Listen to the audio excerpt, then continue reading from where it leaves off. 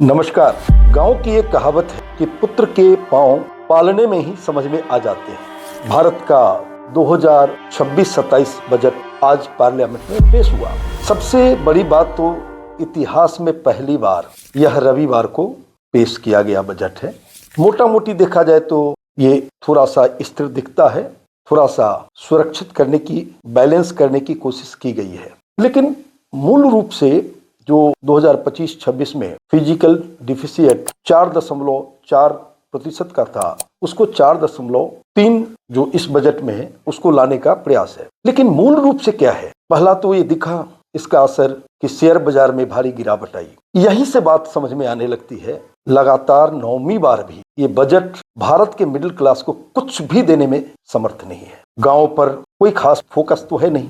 रोजगार, इस बजट से रोजगार में कुछ परिवर्तन आए ऐसा बिल्कुल भी नहीं दिखता। जो सबसे ज्यादा जरूरी है कि रोजगार सृजन किया जाए भारत में, वरना हम काफी कमजोर होते जा रहे हैं, खासकर रोजगार देने के क्षेत्र में।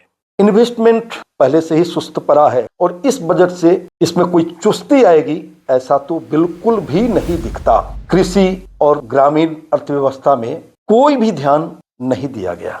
और जब तक भारत गांवों का देश है, कृषि प्रधान देश है, और जब वित्त मंत्री जी इन्हीं बिंदुओं पर नहीं सोच पाती तो भारत पर क्या सोचेंगी? क्योंकि भारत पर सोचने का मतलब है भारत का गांव, भारत के किसान, भारत के मजदूर, भारत के मिडिल क्लास, जिस पर कोई भी फोकस इस बजट में नहीं खास करके दिख रहा। संरचनात्मक सुधार में ऐसा कुछ भी परिवर्तन नहीं दिखता है। 9 बार बजट जो पेश हुआ है उसमें कुछ भारत में क्रांति आई हो ऐसा भी कुछ नहीं है। खासकर टैक्स पे के लिए भी कुछ नहीं। यानी मिडिल क्लास जो दुर्गति झेल रहा है उसे भी आगे झेलता रहे।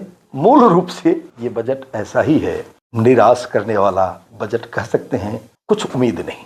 आगे और जानकारी लेने के बाद इस पर विस्तार से बात करेंगे। नमस्कार, थैंक यू वेरी मच।